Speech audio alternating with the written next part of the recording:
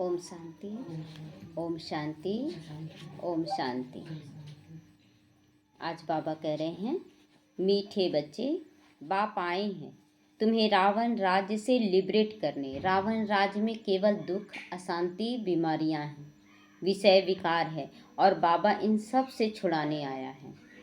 सदगति देने के लिए फिर आए हैं। और सुख शांति, सदगति माना सुख शांति में जाना, तो सदगति देने आए हैं। नरकवासियों को स्वर्गवासी बनाने आए। जितना यहाँ संस्कार हम भर लेंगे उसके अनुसार ही हमें सुख शांति की प्राप्ति होगी। जितना यहाँ संस्कार डालेंगे, पवित्रता का संस्कार, देने का संस्कार, सुख शांति, शांत स्वरूप रहने का संस्कार, जो भी संस्कार है सब यहाँ भर लेने हैं। पूरे कल्प की यही तैयारी है। प्रश्न है, बाप ने तुम भारतवासी बच्चों को कौन कौन सी स्मृतियाँ दिलाई हैं? कौन कौन सा स्मृतियाँ दिलाई हैं बाबा ने? उत्तर, हे भारतवासी बच्चे, तुम ही स्वर्गवासी थे। यही याद दिलाया कि जो भारत में रहने वाले बच्चे हैं सभी स्वर्गवासी भारत में थे।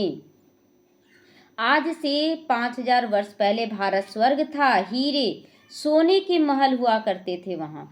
तुम सारे विश्व के मालिक थे। धरती आसमान सब तुम्हारे थे। भारत शिव बाबा का स्थापन किया हुआ शिवालय था। ये सब बाबा याद दिला रहा है कि भारत ही स्वर्ग था, सतयुग था, और हम देवी देवता के रूप में राज्य करते थे। सोने हीरो से बने हुए महल थे, विश्व के मालिक थे। वहाँ पर पवित्रता थी, संपूर्ण पवित्रता थी। फिर अब से ऐसा भारत बनने वाला, अब फिर से वही भारत बनने वाला है। गीत बजा है, नयनहीन को राह दिखाओ प्रभु। ओम शांति। नयनहीन कौन सा नयनहीन है? हम लोग बुद्धि का नयनहीन थे ना। ज्ञान नहीं था तो समझ में नहीं आता था क्या करे क्या नहीं। बाबा रोज हमें भर भर के ज्ञान रतन दे रहा है। मीठे मीठे रूहानी बच्चों, आत्माओं ने ये गीत सुना ना? किसने कहा नयनहीन को राह दिखाओ प्रभु? कौन कह रहा है? हम बच्चे कह रहे। आत्माओं के रूहानी बाप ने फिर कहा कि गीत सुना, समझा? तो रूहानी बाप को रूहानी बच्चों ने कहा, हे बाबा, उनको ईश्वर भी कहा जाता है, पिता भी कहा जाता है। कौन सा पिता है ये? लौकिक, अलौकिक या पारलौकिक? पारलौकिक पिता है ना, परम पिता है। क्योंकि बाप दो हैं, लौकिक भी है तो दूसरा पारलौकिक है। लौकिक बाप के बच्चे पारलौकिक बाप को पुकारते हैं, हे बाबा, है ना। लौकिक बाप के बच्चे हैं, लौकिक बाप भी सामने हैं, लेकिन जब दुखी होते हैं तो परम पिता को पुकारते, हे भगवान ठीक कर दो। किसको पुकारे? अपने पिता को पुकारे। अच्छा, बाबा का नाम क्या है? क्या है नाम बाबा का? हाँ, शिव बाबा है। वह तो निराकार है, पूजा किया जाता है तो उनको कहा जाता है सुप्रीम फादर। लौकिक बाप को सुप्रीम नहीं कहा जाता है। लौकिक बाप को सुप्रीम नहीं कहा जाता है। ऊंची से ऊंचा सभी आत्माओं का एक ही बाप है। सभी जीव आत्माएं उस बाप को याद जरूर करती हैं, चाहे रो कर याद करे, हंस कर याद करे, प्यार से याद करे, गुस्सा से याद करे, लेकिन सब कुछ बाप को समर्पण करते हैं। क्योंकि दुखी है ना, तो लगता है कि भगवान ही दुख दे दिया, तो उसको गुस्सा से भी याद करते, लेकिन एक उम्मीद का सितारा है कि भगवान ही ठीक कर सकता है। तो आत्माएं लेकिन सब कुछ भूल गई हैं, तभी तो ऐसे मांगने का भी दरकार क्यों हो रहा है? क्योंकि भूल गए हैं। जब हम भगवान की संतान है तो आप रूपी सब कुछ मिलेगा। तो भूल गई हैं कि हमारा बाप कौन है। पुकारते हैं, ओ गॉड फादर, हम नयनहीन को नयन दो, तो हम अपने आप को पहचाने, बाप को पहचाने। यहाँ पर आने के बाद हम अपने आप को पहचाने और बाप को पहचाने। भक्ति मार्ग की ठोकरों से छुड़ाओ, है ना। जो ठोकर खा रहे, कभी इस दर पे कभी उस दर पे, तो भगवान को कहते हैं कि इन ठोकरों से हमें छुड़ाओ। सदगति के लिए तीसरा नेत्र लेने के लिए, क्या क्या के लिए? सदगति के लिए और तीसरा नेत्र लेने के लिए, बाप से मिलने के लिए पुकारते हैं। क्योंकि बाप ही कल्प कल्प भारत में आकर भारत को स्वर्ग बनाते हैं। अभी तो कलयुग है, कलयुग के बाद क्या आएगा? सतयुग आना है। तो ये कौन सा युग चल रहा है अभी? पुरुषोत्तम संगम युग। तो बेहद का बाप आकर जो पतित भ्रष्टाचारी बन गए हैं उन्हों को पुरुषोत्तम बनाते हैं। ये लक्ष्मी नारायण पुरुषोत्तम भारत में थे। लक्ष्मी नारायण की डिनास्टी थी, लक्ष्मी नारायण का राज्य था, राजधानी थी। आज से 5000 वर्ष पहले सतयुग में श्री लक्ष्मी और नारायण का राज्य था। वह बच्चों को स्मृति बाबा दिलाते कि लक्ष्मी नारायण का राज्य था, इसीलिए राम सीता का लक्ष्य कभी नहीं, भक्ति में भी नहीं दिया गया, लक्ष्मी नारायण का ही लक्ष्य दिया गया। तुम भारतवासी आज से 5000 वर्ष पहले स्वर्गवासी थे, है ना। किसी को अगर बोलेंगे ना स्वर्गवासी, तो उन लोग तो यही बोलता है कि मर गया, है ना, स्वर्गवासी होने से। तो अब तो सब ही नरकवासी हैं, अभी सब क्यों फिर भी बोलते हैं कि हम, मेरे लिए तो स्वर्ग है। मतलब दो चीज़ समझते हैं, एक तो मर जाना समझते हैं स्वर्गवासी होना, और दूसरा क्या बोलते हैं, स्वर्ग मतलब बहुत सुख है। तो आज से 5000 वर्ष पहले भारत हैविन था। भारत की बहुत महिमा थी, हीरे सोने के महल थे, इसलिए सोने की चिड़िया कहा जाता था भारत को। अभी तो कुछ भी नहीं है, अभी तो छोटा छोटा सोने के लिए ना लोग क्या कर लेते हैं, लड़ाई झगड़ा तक कर लेते हैं ना, थोड़ा सा सोना के लिए लड़ाई झगड़ा करते हैं। उस समय और कोई धर्म नहीं था, सिर्फ सूर्यवंशी ही थे। चंद्रवंशी भी तो पीछे आते हैं ना, जो थोड़ा सा भी देवभान जिसके अंदर है वो त्रेता युगी बनेगा, तो देवभान वाले पीछे आएंगे। जो एकदम आत्मिक स्थिति में रहते हैं वो सूर्यवंशी हैं। तो बाप समझाते, तुम सूर्यवंशी डिनास्टी के थे, अभी तक भी इन लक्ष्मी नारायण के मंदिर बनाते रहते हैं, परंतु लक्ष्मी नारायण का राज्य कब था, कैसे पाया, यह किसी को भी पता नहीं। पूजा करते हैं लेकिन जानते नहीं हैं, है ना। लक्ष्मी नारायण को देखेंगे आप कोई भी मंदिर में, सीताराम को थोड़ा कम सजाया जाता है, लक्ष्मी नारायण को बहुत ज़्यादा सजाया जाता है, क्योंकि लक्ष्मी नारायण विश्व के मालिक थे, उसमें कोई अवगुण नहीं था। और जब सीताराम बने तो वहाँ थोड़ा सा 2 कला कम हो गया, तो इसलिए बहुत ज़्यादा सुंदर सजाया जाता है। तो ब्लाइंड फेथ हुआ ना, हम लोग पूजा तो कर रहे थे लेकिन कुछ जानते कुछ भी नहीं थे, इसलिए अंधश्रद्धा कहा जाता उसको। शिव की, लक्ष्मी नारायण की पूजा करते हैं, बायोग्राफी किसी की नहीं जानते, शिव बाबा की भी नहीं जानते थे बायोग्राफी। अभी भारतवासी खुद कहते हैं कि हम पतित हैं, हम पतितों को पावन बनाने वाला बाबा आओ, है ना, हम लोग पुकारते आए कि भगवान आओ, हम पतितों को पावन बना दो, आकर हमको दुखी से, रावण राज्य से लिबरेट करो, छुड़ाओ, दुख से छुड़ाओ और रावण राज्य से छुड़ाओ। क्योंकि रावण राज्य में ना केवल लड़ाई झगड़ा, काम क्रोध लोभ मोह अहंकार यही लगा पड़ा है, पता ही नहीं पड़ता कि कौन किस रूप में आ रहा है। तो हम लोग पुकारते हैं कि दुख से भी छुड़ाओ और ऐसी दुनिया से भी छुड़ाओ जहाँ पर केवल लड़ाई झगड़ा है। तो बाप ही आकर सबको लिबरेट करते हैं। बच्चे जानते हैं कि सतयुग में बरोबर एक राज्य था। बापूजी भी कहते थे ना कि हमको फिर से राम राज्य चाहिए, राम राज्य बना। वो बापू भी तो देवभान में बोलते थे ना, तो राम राज्य तो लक्ष्य जरूर रखे कि राम राज्य लाना, लेकिन ला नहीं सके क्योंकि आत्मा का ज्ञान तो किसी के पास था ही नहीं ना। तो गृहस्थ धर्म जो पतित बन गया ना, सो पावन चाहिए। अगर राम राज्य बनाना है तो पहले गृहस्थ धर्म जो पतित धर्म था अब पावन हो जाना चाहिए, पति और पत्नी दोनों पवित्र होना चाहिए, तो ही राम राज्य बनेगा।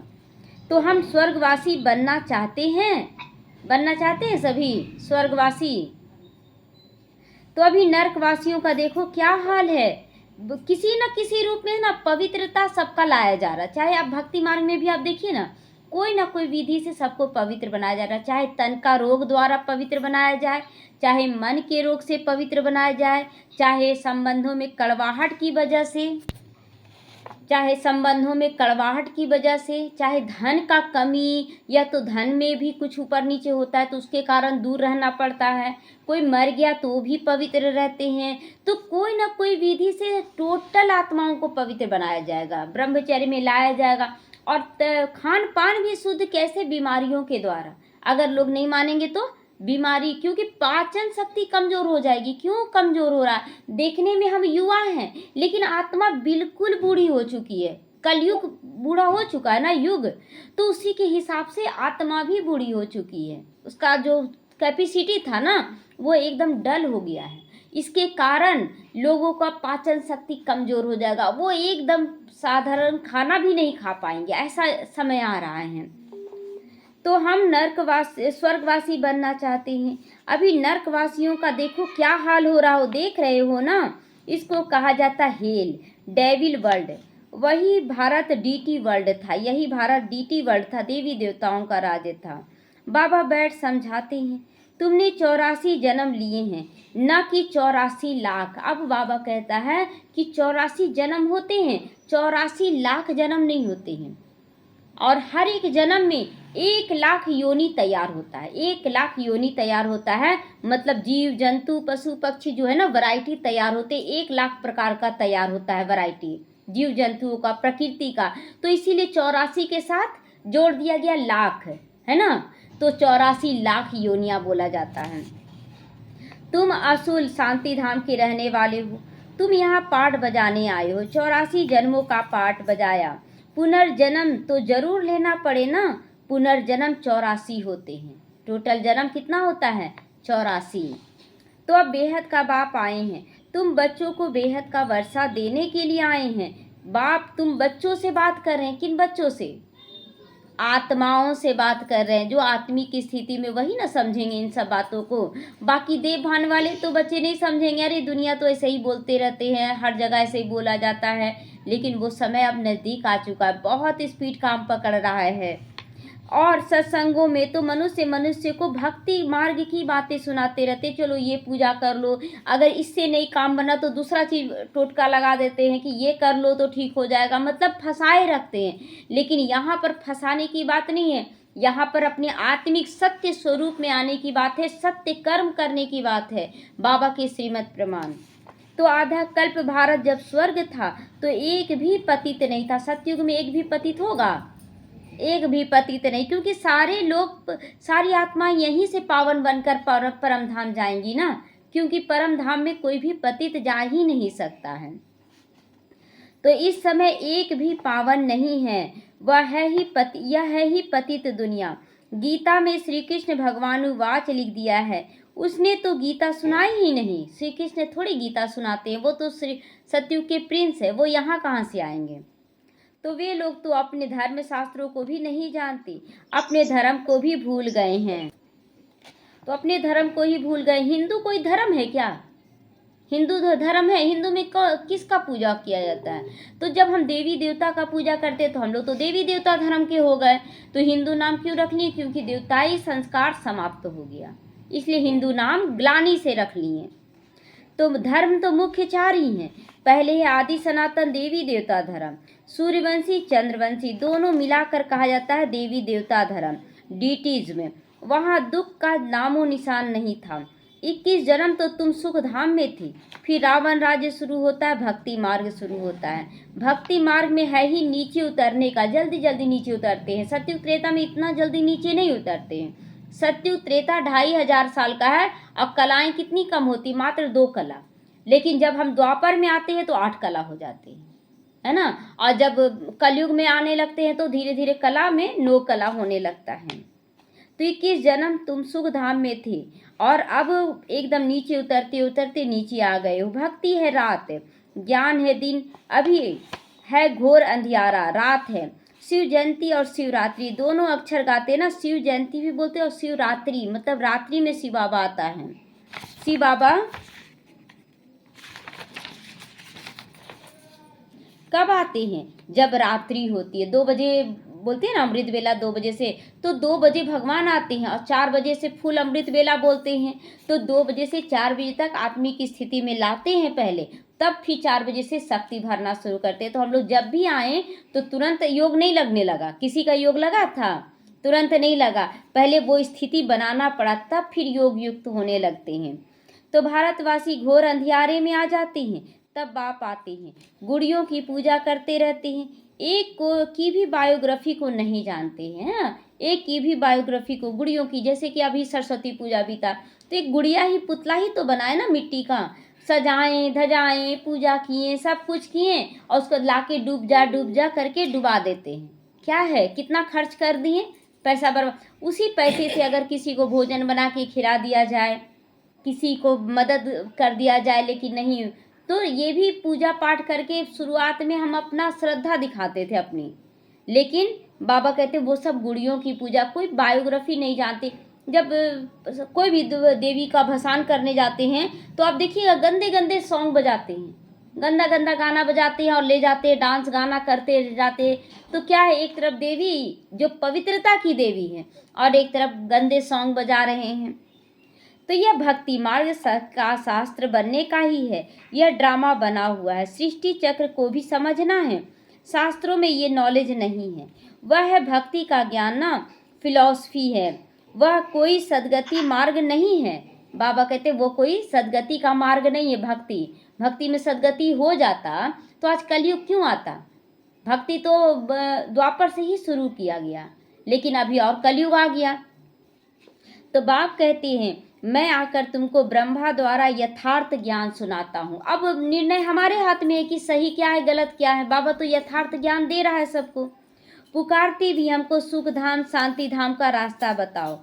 तो बाबा कहते हैं आज से 5000 वर्ष पहले तुम सुख धाम में थे, जिसमें तुम सारे विश्व पर राज्य करते थे। सारे विश्व इसलिए बोलते बाबा ना, उसमें दूसरा कोई राज्य होता ही नहीं। सूर्यवंशी डिनास्टी का राज्य था, बाकी सभी आत्माएं शांति धाम में थी। वहाँ 9 लाख गाए जाते हैं, मुख्य 9 लाख का ही चलेगा। सतयुग में पूरा 9 लाख ही गाया जाता है। बाकी जो 2-3 करोड़ बोलते हैं लास्ट में, तो वो लास्ट 1-2 जन्म में आएगी, एक आध जन्म में 2-3 करोड़ हो जाएगी। मेन है 9 लाख चलेगा। तुम बच्चों को आज से 5000 वर्ष पहले बहुत साहूकार बनाया था, इतना धन दिया था तो कि तुमने कहाँ गंवा दिया। इतना धन कि सोने हीरो के महल में रहते थे, और इतना धन कहाँ गंवा दिया। तो जैसे जैसे हमारे अंदर की क्वालिटी लोप होते गई, आत्मा का संस्कार लोप होता गया, तो धन दौलत भी कंकड़ पत्थर बनने लगे, है ना। तो तुम कितने साहूकार थे। बार बार बाबा आज याद दिला रहा है। भारत कौन सड़क कहलावे, सड़ावे यहाँ लिखा है, सड़ावे कहलाए, इसका मतलब भारत कौन कहलावे। भारत ही सबसे ऊंचे से ऊंचा खंड है सभी का। वास्तव में यह तीर्थ है। तभी तो देखिए विदेशी लोग भी यहाँ तीर्थ करने आते हैं। जैसे यहाँ के लोग घूमने जाते हैं, विदेश घूमने जाते हैं, तीर्थ बोलेंगे कि विदेश जा रहे तीर्थ करने के लिए, लेकिन विदेशी जब आते हैं तो यहाँ तीर्थ करने आते हैं, है ना। तो यह भारत वास्तव में तीर्थ है, क्योंकि यहीं पर भगवान आए, यहीं पर ब्रह्मा द्वारा स्थापना किया गया, यहीं पर ब्राह्मण तैयार हुए और यहीं पर देवी देवताओं का भी राज्य हुआ। क्योंकि पतित पावन बाप का राज्य जन्म स्थान है ना। तो जो भी धर्म वाले हैं सभी की बाप आकर सदगति करते हैं। सभी रावण का राज्य सृष्टि चक्र में है। बाबा कहता अभी रावण का राज्य सारी सृष्टि पर है। पूरे विश्व पर रावण राज्य है कि नहीं। कहीं भी सतयुग मिल जाएगा क्या आपको, कहीं नहीं। सिर्फ लंका में नहीं था, सिर्फ लंका में नहीं था। बाबा जो ये धर्मशास्त्र में बताते हैं ना कि लंका रावण की नगरी थी, तो बाबा कहते हैं कि केवल लंका ही रावण की नगरी नहीं, अभी सारी दुनिया ही रावण की लंका बन चुकी है। सभी में 5 विकार प्रवेश है कि नहीं। कहीं भी जाते तो डर लगता है कि नहीं, कुछ गलत ना हो जाए। अभी देखिए होटलों में जा रहे हैं, लोग डरते हैं कि उसमें भी चारों तरफ चेक करते हैं कुछ गलत ना हो जाए। क्यों, रावण की नगरी है पूरी। जब सूर्यवंशी राज्य था तो वहाँ विकार था ही नहीं, वहाँ कोई डर भय नहीं था। जैसे अभी विदेश घूमने जाते हैं ना, तो उस समय विदेशी रहेंगे नहीं, लेकिन वहाँ पर पिकनिक के लिए हम लोग घूमने जाएंगे और पुष्पक विमान से एकदम आसानी से पहुँच जाएंगे तुरंत। एरोप्लेन से कितना जल्दी पहुँचते हैं, और एरोप्लेन से भी तेज होगा पुष्पक विमान।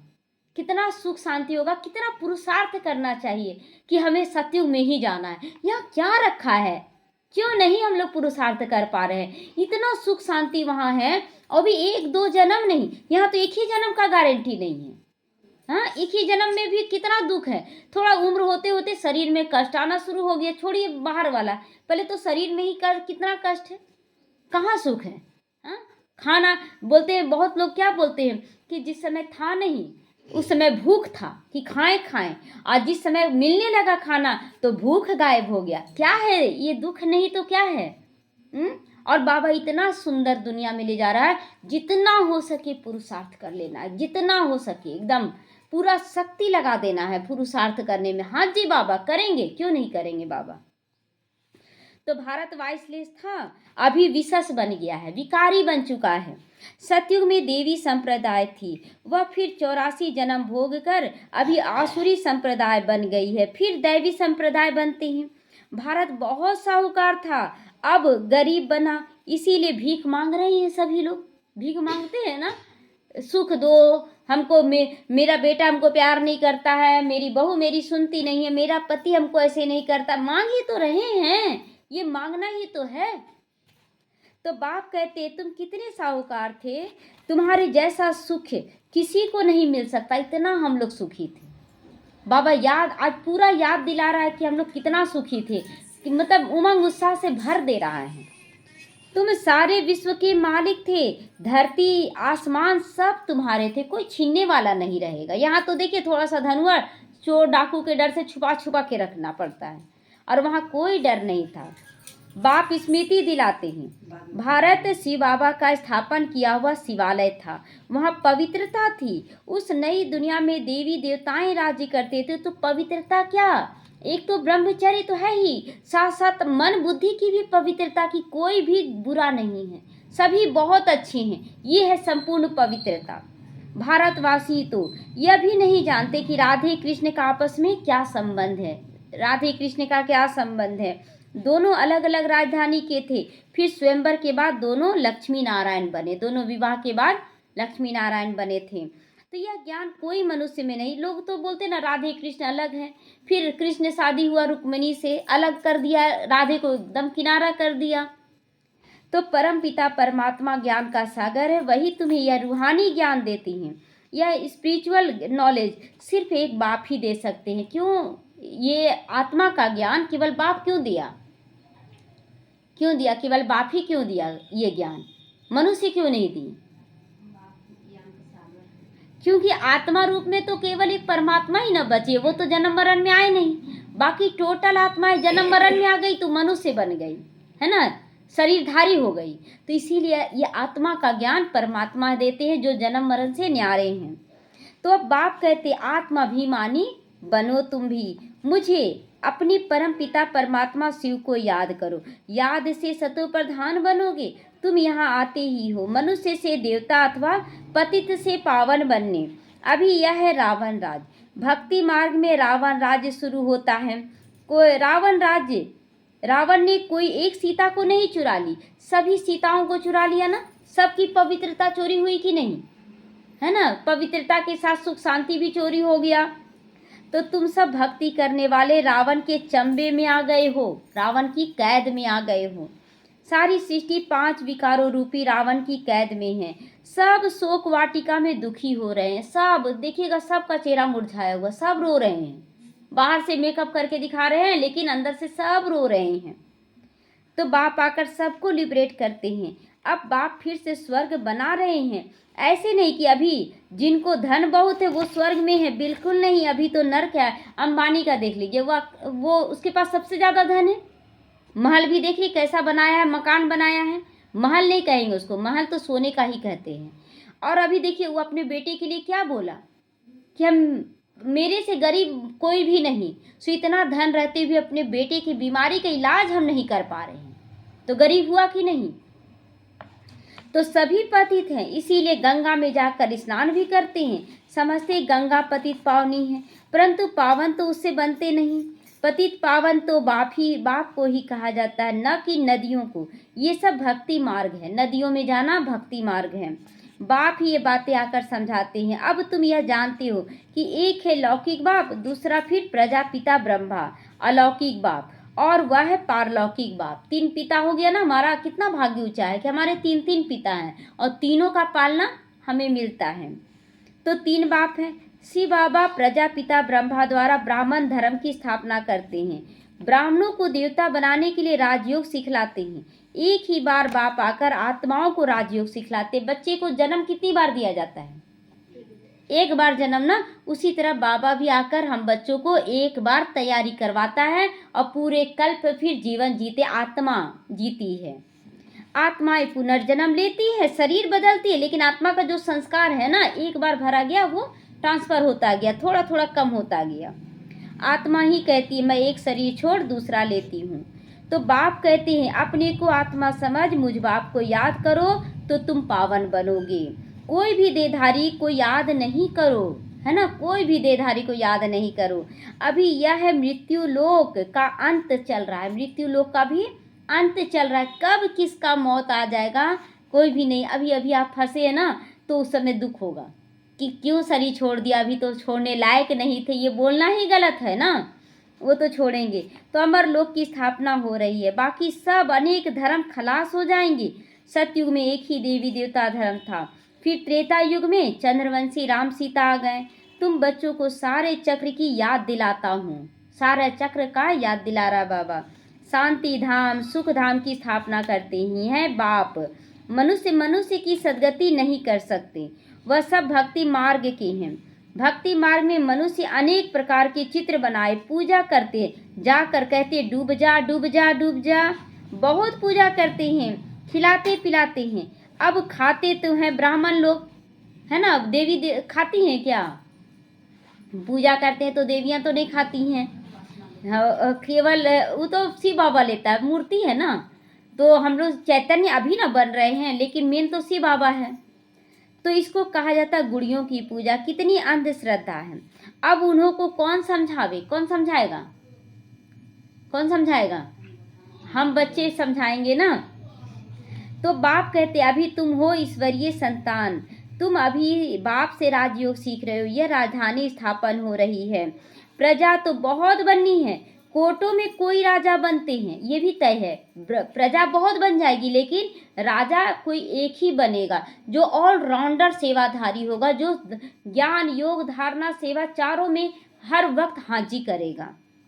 तो सतयुग को कहा जाता है फूलों का बगीचा। अभी कोटों में कोई राजा बनेंगे। सतयुग को कहा जाता है फूलों का बगीचा, है ना। सब फूल बन के यहीं से जाएंगे, है ना। फूल फल सब यहीं से बनेंगे। फल कौन? जो राजा महाराजा बनेंगे ना, रॉयल फैमिली आएंगे, वो फल हैं। अब बाकी सब फूल बन के जाएंगे। तो अभी है कांटों का जंगल। अभी रावण राज्य बदल रहा है, यह विनाश होना ही है। विनाश हो रहा है कि नहीं? कौन सा विनाश? हमारे अंदर की बुराइयों का विनाश हो रहा है कि नहीं? विषय विकारों का विनाश मुख्य तो यही है। पहले हम लोगों को दुनिया का विनाश कब होगा उसका चिंता नहीं करना है। अपने अंदर के विकारों का विनाश हो गया तो सतयुग आ गया। तो यह नॉलेज अभी सिर्फ तुम ब्राह्मणों को मिलती है। लक्ष्मी नारायण को भी यह ज्ञान नहीं रहता है, वह ज्ञान वहाँ लोप हो जाता है। जो भोजन अभी मिल रहा है अच्छा भोजन, वो मुख में जाने के बाद फिर विलीन हो गया ना। हाँ, उसका ताकत आ गया। तो उसी तरह वो ताकत है, लक्ष्मी नारायण को ताकत है, लेकिन खाते तो यहाँ है ना सारा भोजन, स्वाद यहाँ लेते हैं। तो भक्ति मार्ग में कोई भी बाप को जानते भी नहीं। बाप है रचता।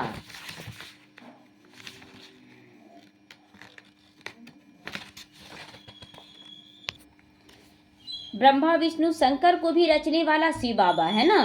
कोई पूछा ना, कल बोला कोई किसी को, एक बहन को बोली कि रोज 3 पत्ते का बेलपत्र चढ़ाओ। सही या गलत? 3 पत्ते का रोज बेलपत्र कैसे हम लोगों को चढ़ाना है? खुद में लिखते हैं ना, ओम लिखते हैं ना, उसमें राम लिखते हैं। और बाबा क्या बताया कि 3 पत्ते का बेलपत्र माना ब्रह्मा विष्णु शंकर का प्रतीक है। तो हम रोज तीनों स्वरूप को धारण करें। ब्रह्मा के रूप में दैवी गुणों की धारणा, शंकर के रूप में अपने अंदर की सारी बुराइयों का विनाश, और विष्णु द्वारा पालना, यानी कि सबकी पालना करने के निमित्त बन जाए। तो तीनों पत्ता चढ़ाएं कि नहीं? रोज चढ़ा रहे हैं। तो परम पिता परमात्मा सर्वव्यापी कहने से ये सब बाप हो जाते हैं ना, सारे बाप हो गए। फिर अगर सर्वव्यापी कह देते हैं तो वर्षे का हक नहीं रहता। बाप तो आकर सभी बच्चों को वर्षा देते हैं। सभी का सदगति दाता एक बाप है। यह समझाया है कि 84 जन्म वही लेते हैं जो पहले पहले सतयुग में आते हैं। हम अपने आप को देखें कि हम सतयुगी, यानी कि केवल आत्मिक स्थिति में हैं पूरी तरह से, तभी हम 84 जन्म लेंगे। तो अपने आप को सब चेक कर सकते हैं आराम से, है ना। क्रिश्चियन लोग के जन्म कितने होंगे? करके 40 जन्म लेंगे ना, 63 जन्म भी नहीं पूरा लेंगे, तो करके 40 जन्म, क्योंकि तुरंत द्वापर आएगा और द्वापर में क्रिश्चियन थोड़ी आ जाएंगे। तो यह हिसाब निकाला जाता है। एक भगवान को ढूंढने के लिए कितने धक्के खाते हैं। अभी तुम धक्के खाओगे क्या? खाएंगे क्या? कोई तीर्थ पे जाएंगे, कोई कहाँ जाएंगे, जाएंगे क्या? नहीं, अब कहीं खोजने की ज़रूरत ही नहीं। तुमको सिर्फ एक बाप को याद करना है, कहीं जाने की ज़रूरत नहीं। शुरू से ही देखिए लोग कितना पूजा पाठ, यहाँ जा रहे थे वहाँ, जिस दिन से बाबा मिला हम लोग कहीं नहीं गए, लेकिन सबसे ज़्यादा सुखी कौन बन रहे हैं? हम बच्चे बनते जा रहे हैं कि नहीं? तो भटकने की ज़रूरत ही क्यों? हाँ, तो बाबा कहते हैं कि एक बाप को याद करो। यह याद की यात्रा है, यह है पतित पावन गॉड फादरली यूनिवर्सिटी। तुम्हारी आत्मा पढ़ती है। साधु संत फिर कह देते आत्मा तो निर्लेप है। अरे, आत्मा को ही तो कर्मों के अनुसार दूसरा जन्म लेना पड़ता, शरीर को तो यहाँ जला देते हैं। दूसरा शरीर किस हिसाब से मिला? आत्मा जो संस्कार ले गई ना, उसके हिसाब से शरीर मिलता है। तो आत्मा ही अच्छा या बुरा काम करती। इस समय तुम्हारा कर्म विकर्म होता। अगर देह भान में कुछ भी कर रहे हैं, सब विकर्म है। सोचिए कितना विकर्म रोज बनता। अगर देह भान में किए तो आत्मिक स्थिति में कर रहे हैं काम, तो आपका श्रेष्ठ कर्म बन जाएगा। तो यहाँ वहाँ विकर्म होता नहीं, वह है पुण्य आत्माओं की दुनिया। यह सब समझने और समझाने की बातें हैं ना। जितना हम समझेंगे समझाएंगे उतना ऊंचा पद पाएंगे। अच्छा, मीठे मीठे सीख ले दे बच्चों प्रति माता पिता बाप दादा का कांटों से फूल नंबरवार पुरुषार्थ अनुसार कांटों से फूल बनने वाले बच्चों के प्रति माता पिता बाप दादा का याद प्यार और गुड मॉर्निंग। रूहानी बाप की रूहानी बच्चों को नमस्ते। हम रूहानी बच्चों की रूहानी माता पिता बाप दादा को याद प्यार, गुड मॉर्निंग और नमस्ते नमस्ते। शुक्रिया बाबा, शुक्रिया। तो किन बच्चों को बाबा याद प्यार दिया? नंबरवार पुरुषार्थ अनुसार कांटों से फूल बनने वाले बच्चों को, है ना, सबको। यानी कि धारणा का मुख्य सार है कांटों से फूल बनकर फूलों का बगीचा यानी सत्युग स्थापन करने की सेवा जरूर करनी है। खुद भी बनेंगे फूल और दूसरों को भी फूल बनाएंगे। कोई भी बुरा कर्म नहीं करना है। रूहानी ज्ञान जो बाप से सुना वही सबको सुनाना है, अपना ज्ञान नहीं सुना देना है। आत्माभिमानी बनने की मेहनत करनी है।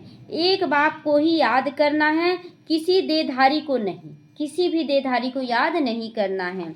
वरदान है निंदा स्तुति जय पराजय में समान स्थिति रखने वाले बाप समान संपन्न व संपूर्ण बनो। निंदा या हो या स्तुति किसकी हो रही है? इस शरीर के जन्म को ना हो रही है, आत्मा का नहीं हो रहा है। हम इस जन्म में क्या पाप पुण्य कर रहे हैं ना, उसके अनुसार मिल रहा है। लेकिन अब हम आत्मा जब पुण्य का खाता बढ़ा रहे हैं तो इन सबसे न्यारे होकर चलना है। न स्तुति में फंसना है, ना निंदा में फंसना है, न जय में न पराजय में। तो जब आत्मा की संपूर्ण व संपन्न स्थिति बन जाती है तो निंदा स्तुति जय पराजय सुख दुख सब में समानता हो जाती है ना। कोई हलचल नहीं, कौन क्या बोल रहा है नहीं बोल रहा, बोलने दे, उसको यही अच्छा लग रहा है या उसको यही समझ में आ रहा है। दुख में भी सूरत और मस्तक पर दुख की लहर के बजाय सुख व हर्ष की लहर दिखाई देती है। परिस्थिति में भी वो रास्ता ढूंढ लेगा और समाधान स्वरूप बन जाएगा। उसके मस्तक पर चिंता का लकीर नहीं दिखेगा, उसके होठों पे मुस्कान दिखेगा। निंदा सुनते भी अनुभव हो कि वह निंदा नहीं है, संपूर्ण स्थिति को परिपक्व करने के लिए महिमा योग्य शब्द है। निंदा भी कैसा लगेगा कि हमें परिपक्व बनाने के लिए ऐसा बोला जा रहा है। तो ऐसी समानता रहे तब कहेंगे बाप समान। तो जरा भी वृत्ति में ना जा आए कि यह दुश्मन है मेरा, है ना। वृत्ति में भी ना आए, हमारी एक संकल्प में भी ना आए कि ये मेरा दुश्मन है। गाली देने वाला भी और महिमा करने वाला भी सब मेरे अपने हैं, है ना। ऐसा अब स्थिति बना लें।